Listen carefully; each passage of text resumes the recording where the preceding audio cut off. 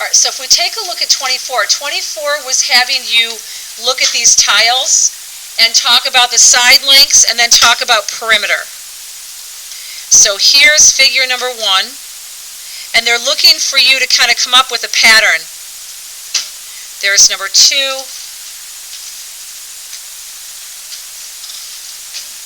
number 3, and then number 4. Okay. It says make a table for the perimeters formed by each sets of blue tile. All right, where T is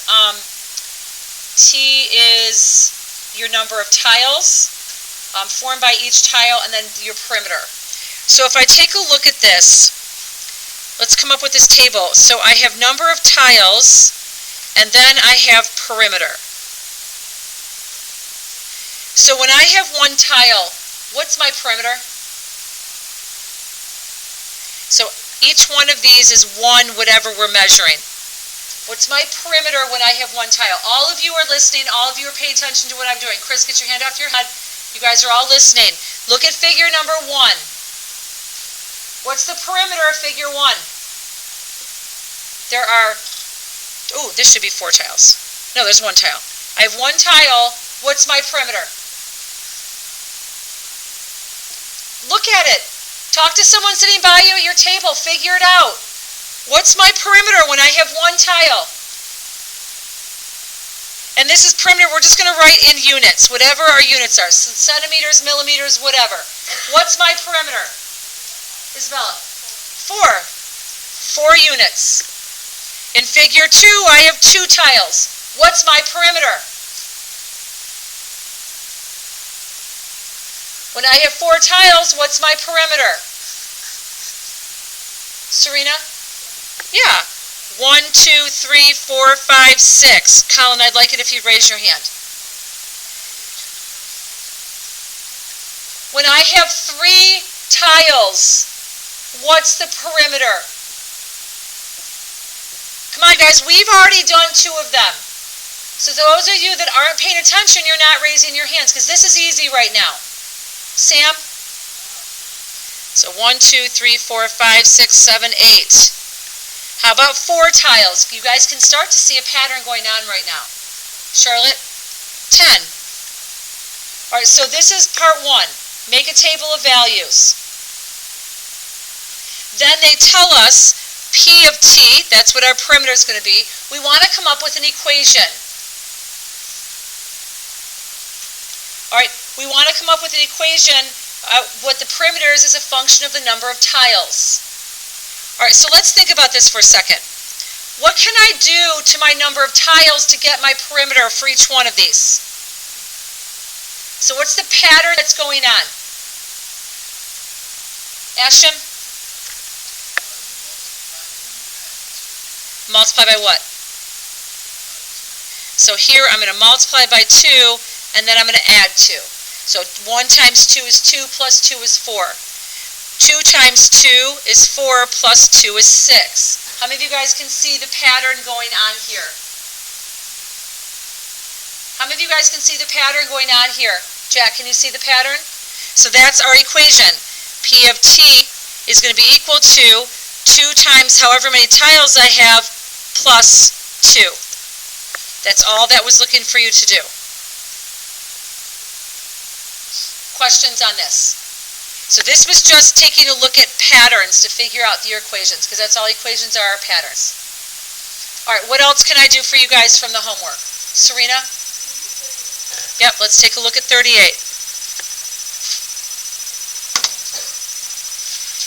All right, 38 has us comparing a standard shower head and a water-saving shower head. So we have a standard, and then we have water-saving. Okay. Well, Serena, what do we know? What equation do we know that models the number of gallons used for a standard shower head? They gave us this. Okay, did you guys not read the problem? Okay, you actually have to read the problem. Equation. W equals 6M models the number of gallons of water used by a standard shower head when you're taking M-minute shower. So this is my equation, Chris, to figure out how many gallons of water I use for a standard shower. You need to use, you guys, you need to read the givens. So Serena, did you not see that? No, I wrote it down, but I didn't write down.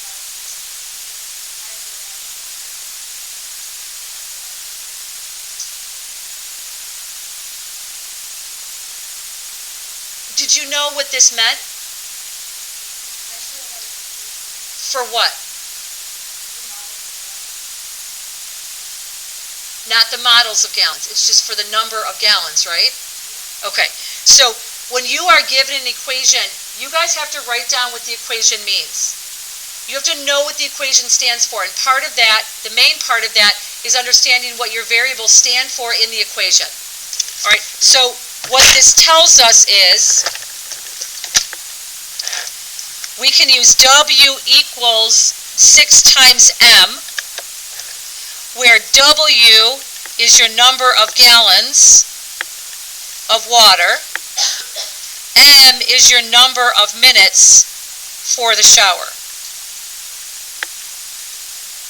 Well, what's the formula or the equation we can use for a water-saving head? Anybody? What is the equation for the number of gallons used for a water-saving head? Colin? No. Yes, W is 3M. You guys, everyone look over here. Everyone, look over here. Chris, turn around and look over here. I need you guys paying attention, and I need you guys being willing to answer my questions. I'm very well aware that not all of you are really super happy to be in math. And I know that you're done being here for the year. This is going to be a very long semester of me crabbing at you. If you all sit there like lumps on a log, not saying a word in here and not being willing to participate,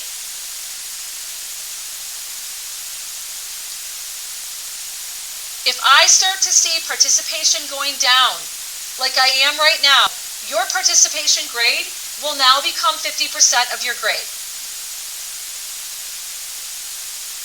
And for those of you that are participating and raising your hands, I appreciate it, and you're going to get a huge boost in your grade because you're actually participating. Those of you with your hand down, 50% of your grade, is that what you guys want? Then I suggest you start raising your hands and participating in class. So for you to figure out this problem, you have to know what the variables stand for.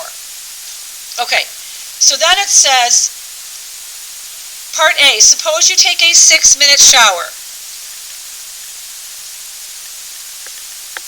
Suppose you take a 6-minute shower using the water-saving shower head. How much water do you save compared to the average shower head? So for us to figure out how much water we save, I need to know how much water we're using for both of these. So for my standard, it's going to be W is equal to 6 times 6, which is 36 gallons. All right, for my water saving, I know W is equal to 3 times 6, which is 18 gallons. All right, for my savings, I'm simply going to do 36 minus 18. So I save 18 gallons. All right, so I just figured out what they each were individually and figured out, I did my math to figure out how much I saved. Here it says, graph both functions on the same coordinate plane. So now I need to make a table of values for both of them.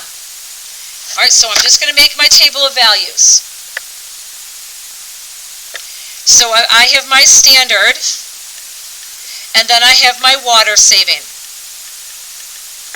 Now, I highly recommend that you use the same values for your X and your Y, or your independent, your dependent. My independent is going to be my number of minutes. My dependent is my number of gallons. All right, just put in whatever values you think. I would put a 1-minute shower, maybe a 5-minute shower, and maybe a 10-minute shower. Or a 1-minute shower, 2-minute, a 3-minute. Whatever you want to put in for your number of minutes, whatever makes sense. I'm going to do that because chances are people aren't taking a 2-minute shower. And I'm going to do that for both of them. 1, 5, and 10. Does anyone need me to make this graph? Yes. It does not matter what numbers you put. If I said to you, okay, how much, using your graph, how much water will you save taking a 15-minute shower, then your graph needs to at least be able to get out to 15 minutes. Does that make sense? All right. So to use our graph, because that's why you're making it, is so you can use it, what I would expect for you guys to do, I'm going to use their graph.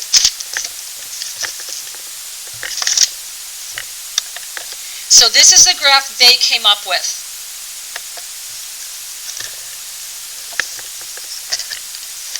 If I said to you, all right, well, first of all, someone tell me, what am I counting by?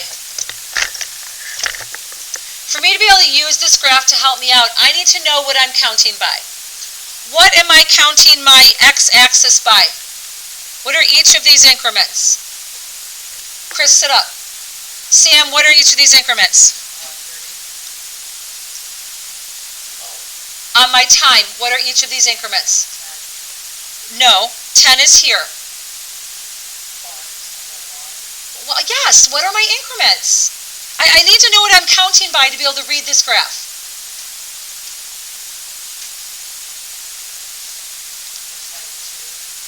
So, 2.5.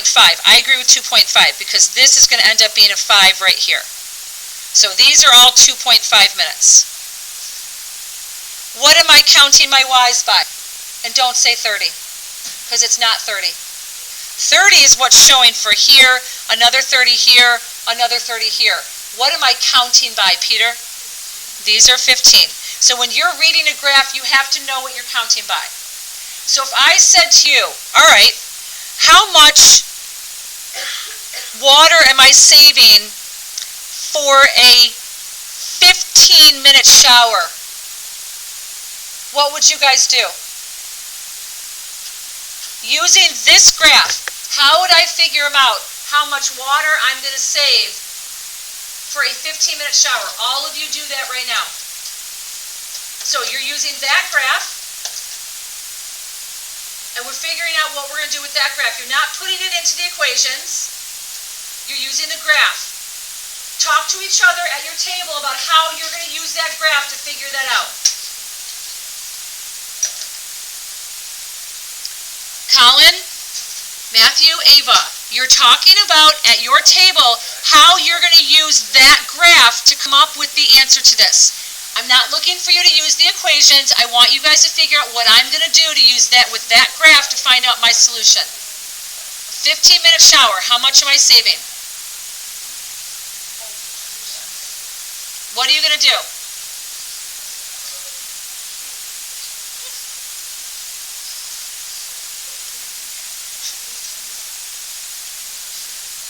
For a 15-minute shower, what am I going to do using this graph to figure out how much water I'm saving?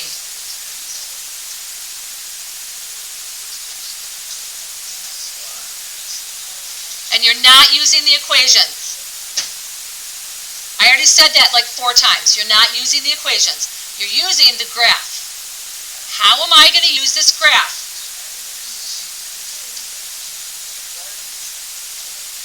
Who has an idea?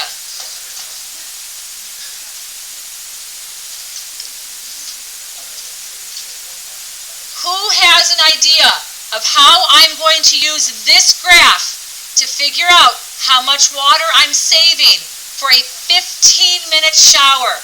Peter? Everyone's listening, please. So right here, so there's that. And then if I go up further, there's that, right? Yes? How many gallons do we use, Peter, for a standard for a water-saving shower head for 15 minutes? So if I read over, I have 45 gallons. How much am I using for a standard shower head, Peter? How many of you guys see what he did? Yeah, that's exactly what you guys need to be doing. All of you should know how to read that graph to figure this out. So then, Peter, how am I going to find the difference?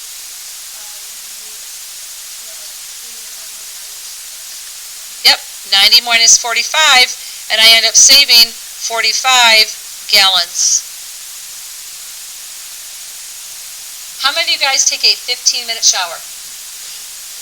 Do you know that you're using 45 gallons of water? That's a lot of water. That's a lot of water is what you're saying. Well, no, let me take that back. How many of you guys have a water-saving shower head? Probably most of you, if you're in an older home and they have not changed out their shower heads, chances are you're using a standard shower head. A 15-minute shower is 90 gallons. 90 gallons. That's a lot of water. And by the way, it's hot water. And your parents are paying for all of that hot water. All right, so that's how you use a graph. Excuse me. The reason we make graphs is because now what we can do, let's say you are the person, the really smart person that came up with the water-saving shower head, and you're trying to sell it. You're trying to sell it to developers. You're trying to sell it to people building apartments. You're trying to sell it to you, your parents, and to us. You're trying to sell this new invention. And so making a graph like this is a very good visual for you to compare reasonableness and why you should. If there was only savings of like 5 gallons, would it be worth it to buy the water-saving shower head? No. But showing it this way, aren't you guys like, wow, that's a lot of water. All right? So it's a visual that we can use to compare instead of constantly just using the equations. And I do expect you to know how to use these graphs and analyze them and come up with answers to problems by just analyzing the graphs. Okay, what else can I do for you guys from the homework? Nothing?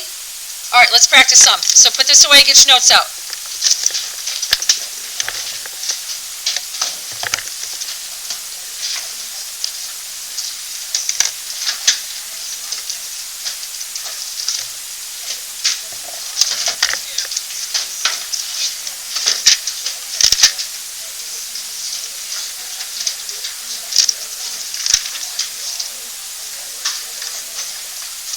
Come on, let's go. Yes. Yep.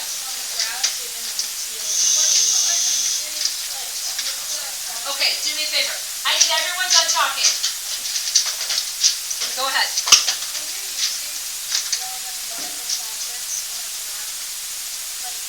Yep.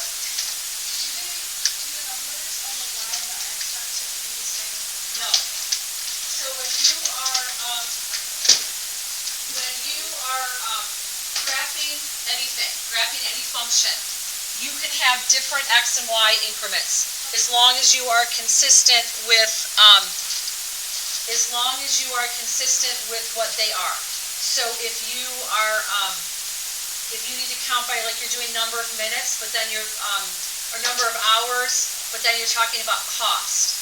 Your cost you might need to count by tens, or the number of hours you might just count by ones. as long as you are consistent. Yep, one can be even, one can be odd. Yep. But as long as you stay consistent with each axis. All right, we're not going to have time to do much of anything, so that's going to be done. All right, your homework tonight is the worksheets. I do expect you guys to